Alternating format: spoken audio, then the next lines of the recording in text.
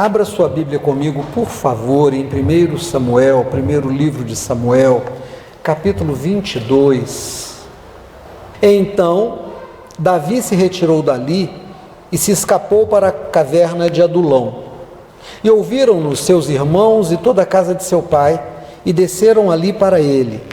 E ajuntou-se a ele todo homem que se achava em aperto, e todo homem endividado, e todo homem de espírito desgostoso, e ele se fez chefe deles. E eram com ele uns 400 homens. E foi-se Davi dali a Mispa dos Moabitas, e disse ao rei dos Moabitas: deixa estar meu pai e minha mãe convosco, até que saiba o que Deus há de fazer de mim. E trouxe-os perante o rei dos Moabitas, e ficaram com ele todos os dias que Davi esteve no lugar forte. Porém o profeta Gade disse a Davi: não fiques naquele lugar forte, vai e entra na terra de Judá. Então Davi foi e veio para o bosque de Herete. E ouviu Saul, que já se sabia de Davi, dos homens que estavam com ele, e estava Saul em Gibeá, debaixo de um arvoredo em Ramá, e tinha na mão a sua lança, e todos os seus criados estavam com ele. Então disse Saul a todos os seus criados que estavam com ele: ouvi, peço-vos, filhos de Benjamim, dar-vos-á também o filho de Jessé a todos vós terras e vinhas, e far-vos-á todos chefes de milhares e chefes de centenas, para que todos vós tenhais conspirado contra mim? E ninguém há que me dê aviso de que meu filho tem feito aliança com o filho de Jessé? E nenhum dentre vós há que se doa de mim e me participe? Pois meu filho tem contra mim sublevado a meu servo, para me armar ciladas, como se vê neste dia. Então respondeu Doeg, o edomita, que também estava com os criados de Saul, e disse: ao filho de Jessé vi vir a Nobe, Aimeleque, filho de Aitube, o qual consultou por ele o Senhor, e lhe deu mantimento, e lhe deu também a espada de Golias, o filisteu. Então o rei mandou chamar a Aimeleque, sacerdote, filho de Aitube, e a toda a casa de seu pai, e aos sacerdotes que estavam em Nobe, e todos eles vieram ao rei. E disse Saul: ouve, peço-te, filho de Aitube. E ele disse: eis-me aqui, senhor meu. Então lhe disse Saul: por que conspirastes contra mim, tu e o filho de Jessé? Pois deste-lhe pão e espada, e consultastes por ele a Deus, para que se levantasse contra mim e me armasse ciladas, como se vê nesse dia? Respondeu Aimeleque ao rei e disse: e quem entre todos os teus criados há tão fiel como Davi, o genro do rei, pronto na sua obediência e honrado na tua casa? Comecei porventura hoje a consultar por ele a Deus? Longe de mim tal. Não impute o rei coisa nenhuma a seu servo, nem a toda a casa de meu pai, pois o teu servo não soube nada de tudo isso, nem muito nem pouco. Porém o rei disse: Aimeleque morrerá certamente, tu e toda a tua casa de teu pai. E disse o rei aos da sua guarda que estavam com ele: virai-vos e matai todos os sacerdotes do Senhor, porque também a sua mão é com Davi, e porque souberam que fugiu e não fizeram-me saber. Porém os criados do rei não quiseram estender as mãos para se arremeter contra os sacerdotes do Senhor. Então disse o rei a Doeg: vira-te tu e arremete contra os sacerdotes. Então virou-se Doeg, o edomita, e arremeteu contra os sacerdotes, e matou naquele dia 85 homens que vestiam a estola sacerdotal. Também a Nobe, cidade desses sacerdotes, passou a fio da espada, desde o homem até a mulher, desde meninos até os de peito, até os bois, jumentos e ovelhas, passou ao fio da espada. Agora, por favor, marca esse texto, porque pode ser que a gente volte a ele, e vá para o Novo Testamento, Mateus, por favor, capítulo número 9, verso 18. Dizendo-lhes ele estas coisas, eis que chegou um chefe e o adorou, dizendo: minha filha faleceu agora mesmo, mas vem, impõe-lhe a tua mão e ela viverá. E Jesus, levantando-se, seguiu, e os seus discípulos também. E eis que uma mulher, que havia já 12 anos padecia de um fluxo de sangue, chegando por detrás dele, tocou a orla das suas vestes, porque dizia consigo: se eu tão somente tocar na sua veste, ficarei sã. E Jesus, voltando-se, vendo-a, disse-lhe: tem bom ânimo, filha, a tua fé te salvou. Imediatamente a mulher ficou sã. Amém. Irmãos, esses dois textos parecem bastante diferentes, mas vamos entender onde é que eles se ligam e qual é a mensagem que nós podemos extrair disso, dentre tantas. A primeira história é uma história política, tá? Vamos entender que Israel, a palavra Israel significa príncipe com Deus.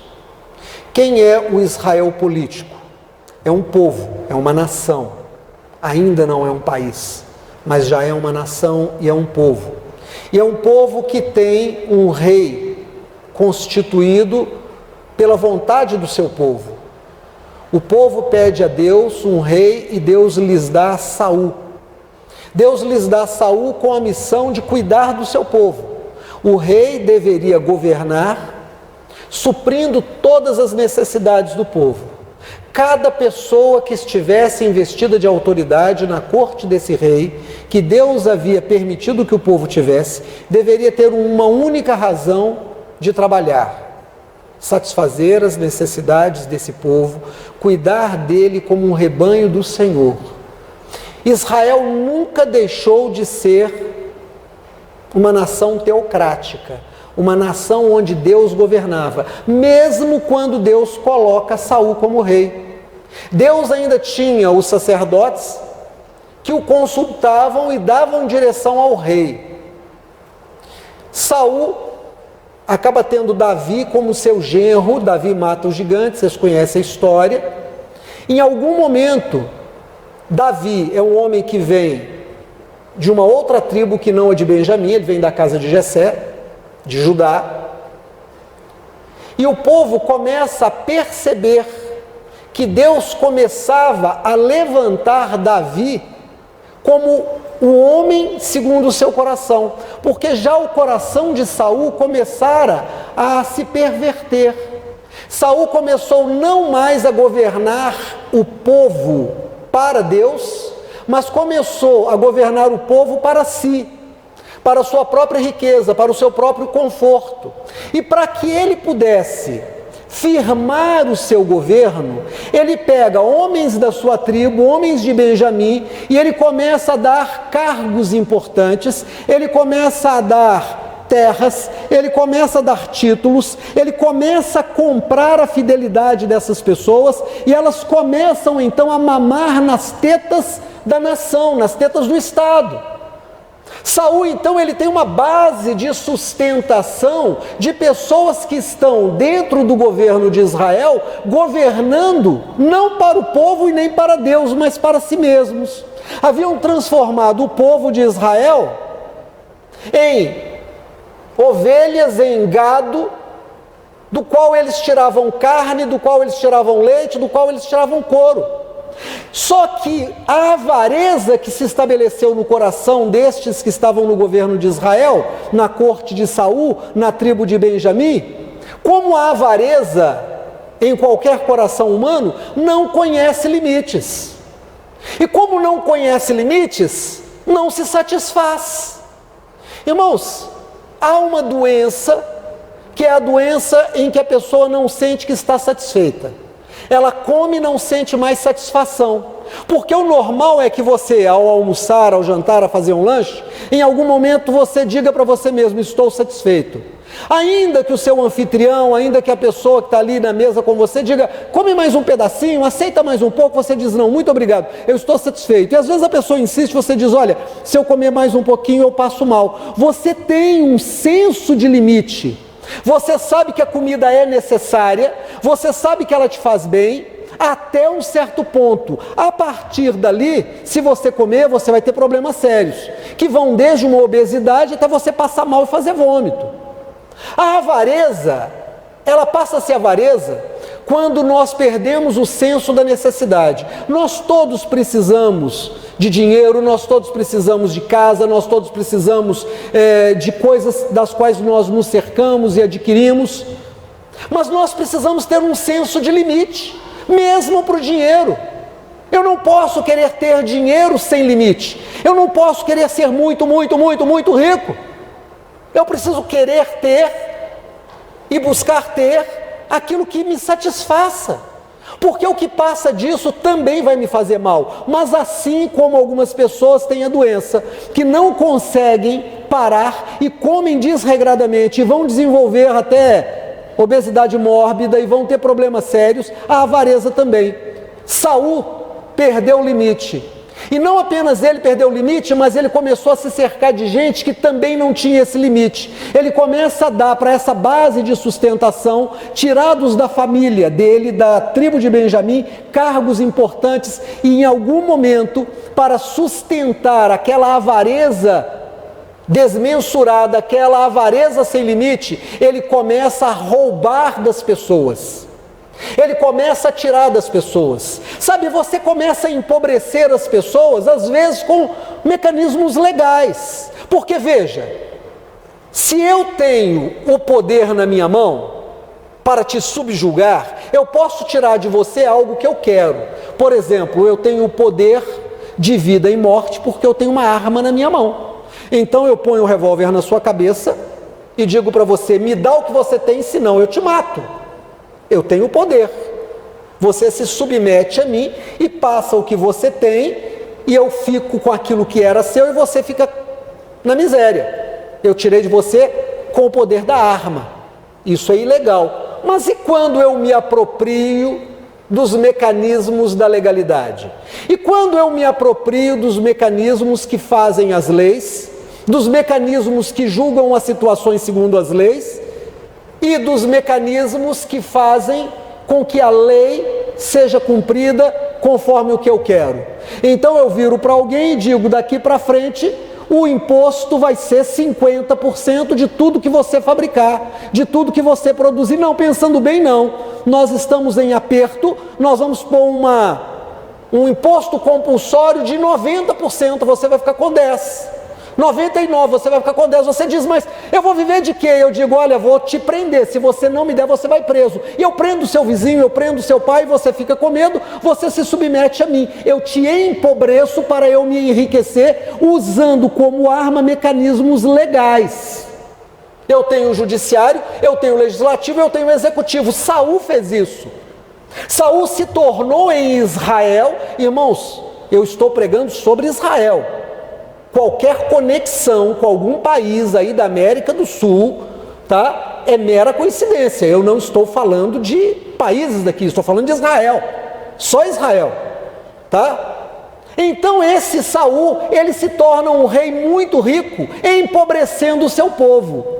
E para que ele empobrecesse o seu povo, ele trouxe a família dele e colocou essa família dele nos lugares de mando, nos postos chaves. Ele pegou os militares e colocou em postos chaves.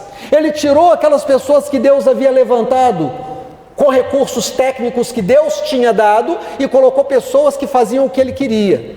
Mas de repente, Deus que é Deus e que não se dobra, Deus que não se vende, ainda que Saul andasse com o nome de Deus na boca, ainda que Saul dissesse o tempo inteiro que ele tinha temor de Deus, que ele era um rei que conhecia Deus, que ele era um rei que amava Deus, que ele era o único rei que fazia a vontade de Deus, que ele não estava do outro lado dos filisteus, porque se ele estivesse do outro lado, ele não estaria do lado de Deus, mas ele estava do lado de Deus.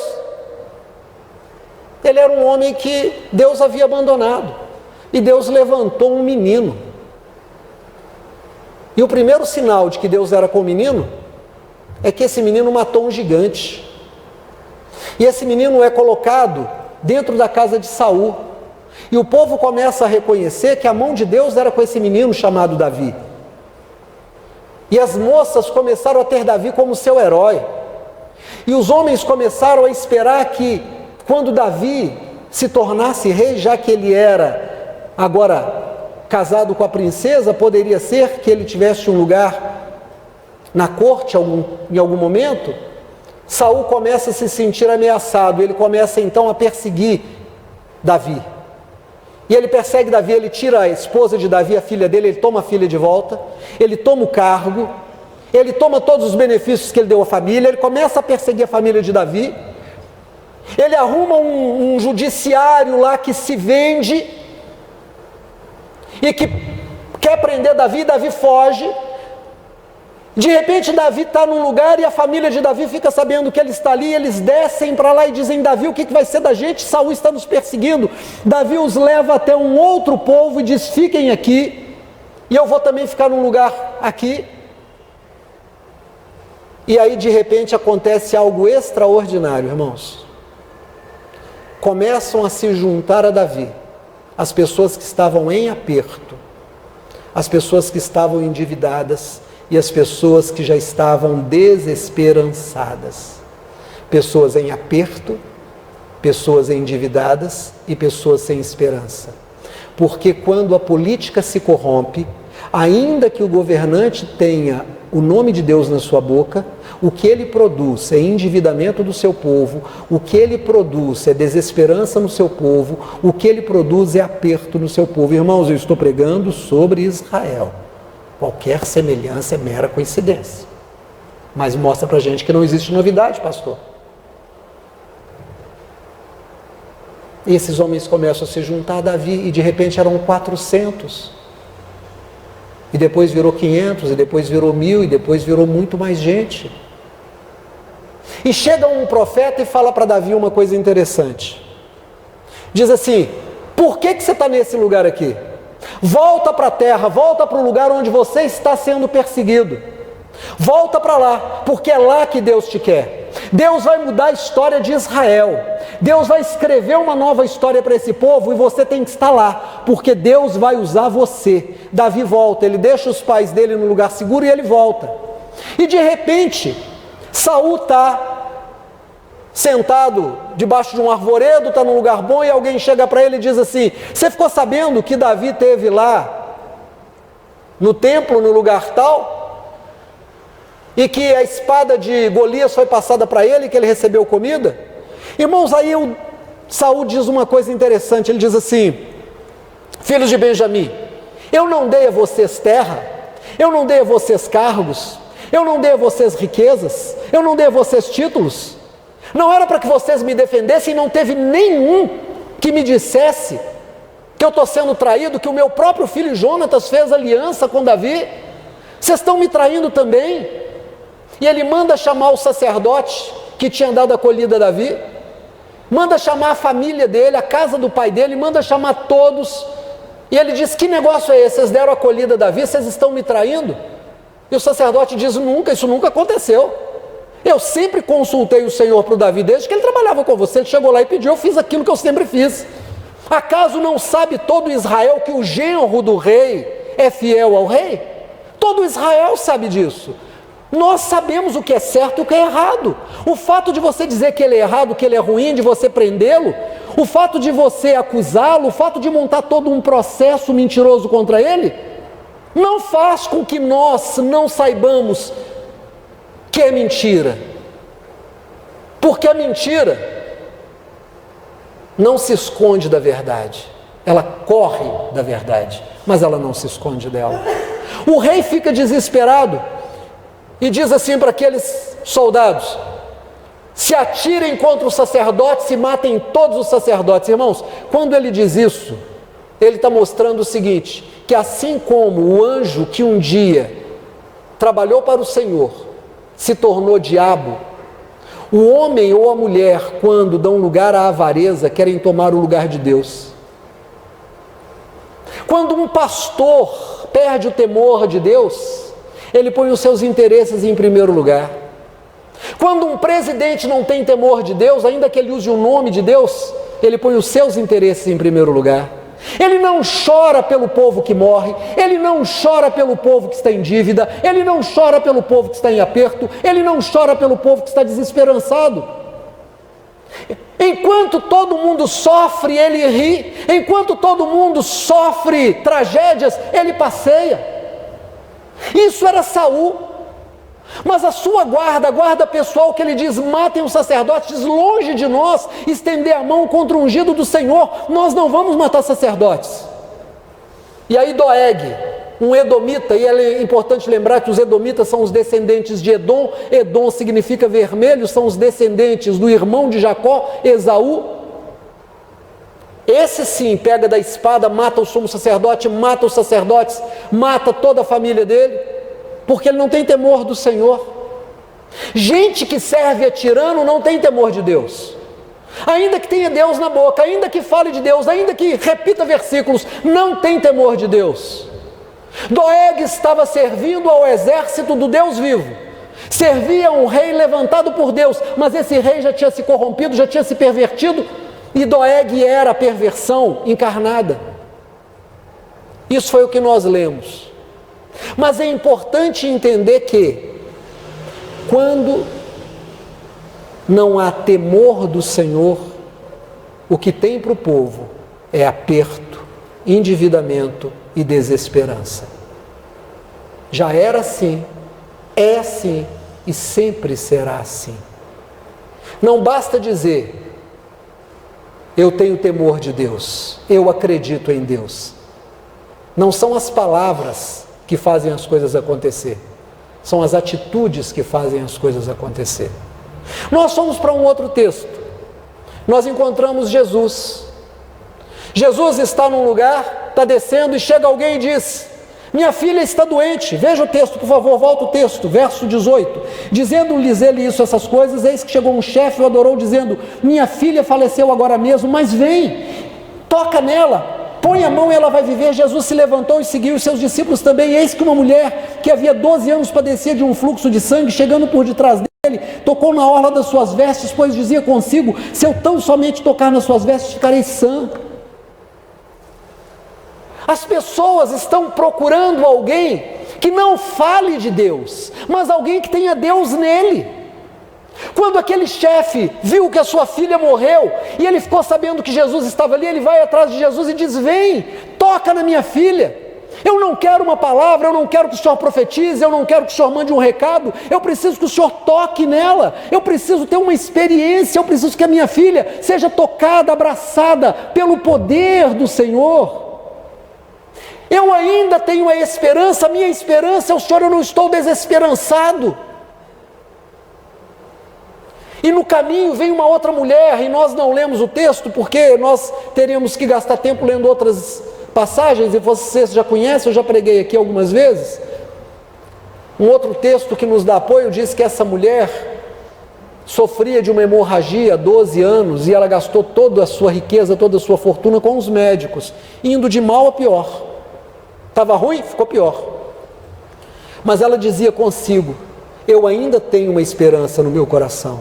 Se eu tocar em Jesus, eu serei curada. E ela vem passando, ela vem passando, ela vem passando, e ela diz, eu não vou tocar nele, mas se eu tocar na orla das vestes dele, eu ficarei curada. E ela estende a mão, mesmo na sua fraqueza, mesmo na anemia de quem há 12 anos tinha uma hemorragia, mesmo cambaleando, mesmo sendo oprimida e espremida pelos homens e mulheres e crianças que estavam ao redor de Jesus, ela estende a mão e toca nas vestes dele, e naquele momento ela é curada. Ela é curada. O que nós aprendemos aqui? Irmãos, nós aprendemos algumas coisas. Eu quero abrir um parênteses. Hoje nós fomos levar comida, fomos levar o café da manhã para os nossos irmãos de rua. E domingo passado nós tivemos uma reunião e eu propus um modelo novo de trabalho para os irmãos que generosamente estão indo à rua. Primeiro, eu quero agradecer a todos que contribuíram. Eu quero agradecer a você que mandou um Pix para a gente comprar o pão, comprar a manteiga, para comprar alguma coisa, para você que mandou o leite, para você que trouxe o café, para você que trouxe o Nescau.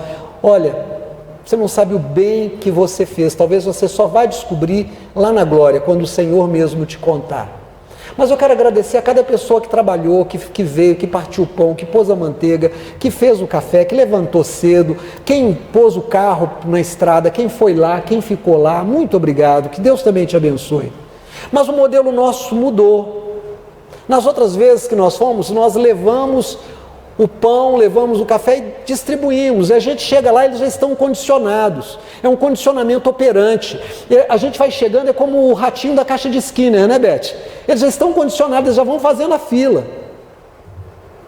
Mas nós não queremos isso, porque quando você leva alguma coisa nesse modelo, a primeira coisa que você está dizendo para essas pessoas é que você é superior a elas. Eu tenho alguma coisa para te dar. Eu sou melhor, eu sou mais forte, eu estou mais rico, eu tenho mais condição. Eu estou te dando alguma coisa, você precisa. Isso ficou muito claro para mim na conversa com as pessoas, elas percebem isso. Mas não é isso que a gente quer, porque não é isso que a gente sente. A gente sente muito pelo contrário. A gente não sente que eles são inferiores ou que a gente é melhor. O que a gente sente é que nós somos devedores. Nós temos que criar no coração deles a esperança de que haja uma mudança.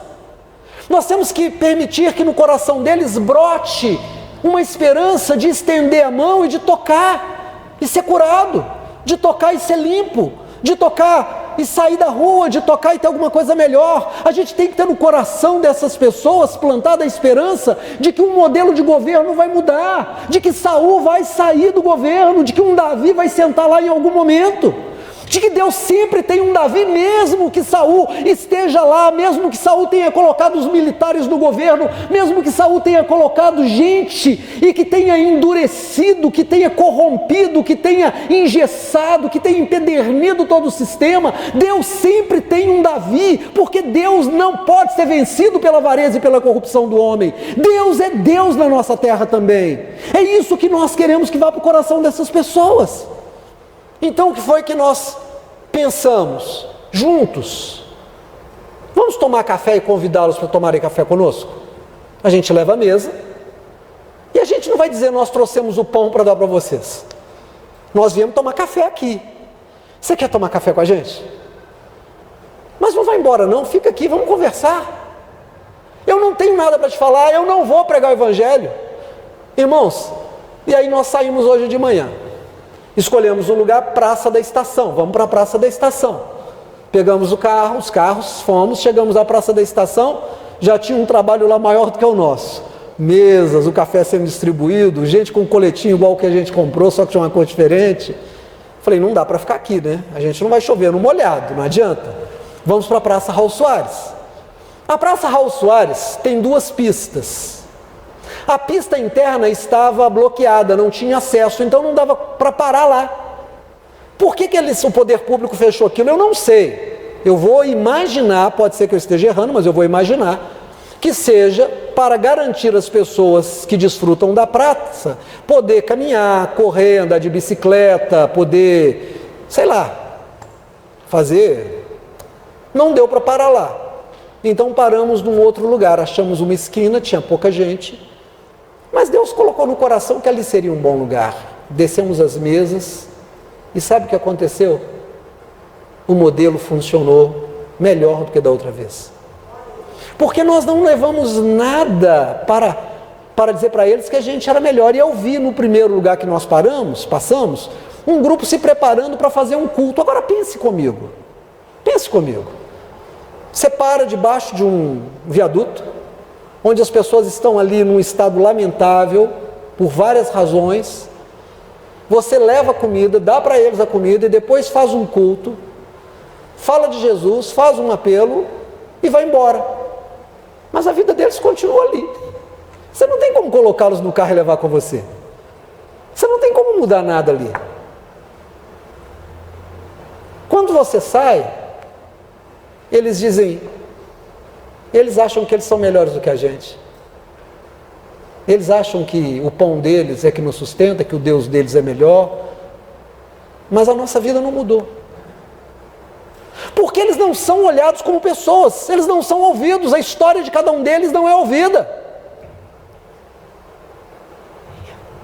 E pensando em coisas que eu já li, em coisas que eu já vi, e eu entendo inspirado por Deus, vamos ouvir essas pessoas.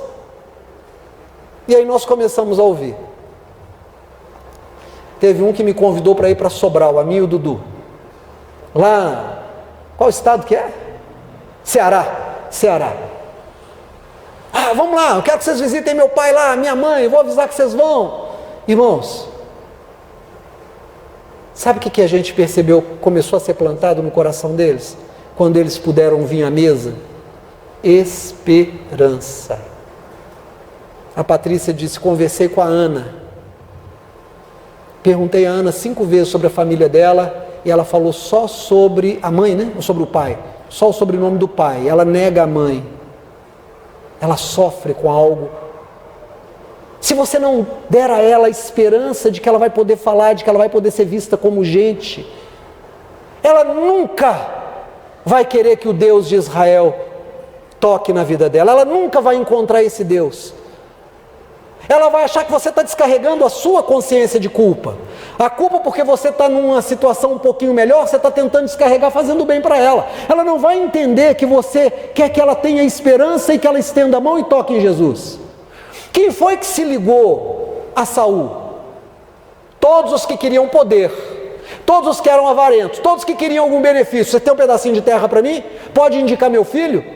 Vamos aumentar imposto? Mas aumentar imposto significa empobrecer o povo. Tem problema não, vamos empobrecer o povo. E o povo começou a ficar endividado, e o povo começou a ficar sem esperança. Sabe, Kenny, aquilo que você disse, mas eu não vejo como mudar. O povo estava desesperançado, não tinha como mudar, e eles estavam em aperto, porque a mão de Saul era sobre eles, e Saul matava, perseguia e prendia. Mas de repente, alguém diz assim: Deus está fazendo alguma coisa. Tem um menino chamado Davi, que Deus vai usar, vamos nos juntar a ele. Eu vou te falar uma coisa em nome de Jesus: quando a gente sai, que a gente saia no espírito de Davi, que a gente saia no espírito de quem é pequeno, que a gente saia no espírito de quem vai depender 100% de Deus, que a gente saia para dizer às pessoas: Deus vai mudar não só a sua vida, porque não é só você que está em aperto, nós também estamos.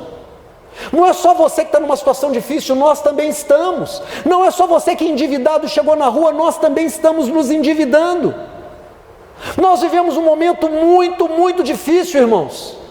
Mas a nossa esperança tem que ser em Jesus. Quem é o filho de Davi? Jesus. Quem é que Davi representa nessa história? Jesus. Ainda que Saul tenha com Doeg matado todos aqueles sacerdotes, ele não matou Davi. Ainda que todo aquele grupo desse apoio a Saul, sabe o que aconteceu com eles? Eles caíram e Davi reinou. Eu vou te falar em nome de Jesus: Deus vai fazer justiça na nossa terra. Nós vamos ver as pessoas saindo da rua, nós vamos ver as pessoas abrindo as suas empresas, nós vamos ver as pessoas comprando as suas casas, nós vamos ver os corruptos caindo. Eles não serão tirados, eles cairão dos lugares onde eles chegaram. Os juízes que se corromperam um dia vão cair, os que estão no executivo um dia vão cair, os que estão legislando leis injustas um dia vão cair, e Deus vai levantar os filhos de Davi, porque Deus nunca se deixa dobrar. E sabe, amém, glória a Deus. E sabe o que vai acontecer? Um dia nós vamos sair na rua e vai sair uma senhora doente de entre caixotes e vai passar entre pessoas que querem um pedaço de pão, uma banana, um café. Mas ela vai pôr no coração dela e vai dizer assim: se eu chegar lá perto, eu sei que a minha doença vai ser curada. Vai sair um outro que vai chegar para quem está colocando um café e vai dizer assim: se eu simplesmente pedir para ele fazer uma oração, eu sei que Deus vai mudar o meu coração, vai mudar a minha situação. Porque nós vamos ver Deus repetindo tudo que está escrito na Bíblia. A Bíblia não está escrita à toa. A Bíblia está escrita para que nós possamos testemunhar que Jesus Cristo é o Senhor. Não há outro nome no céu e nem na terra maior do que esse. E no nome de Jesus, milagres acontecem, e ao nome de Jesus, todo joelho se dobrará e toda língua confessará que Ele é o Senhor. Amém? Que nós possamos guardar o nosso coração nessa fé, em nome de Jesus. Fique de pé.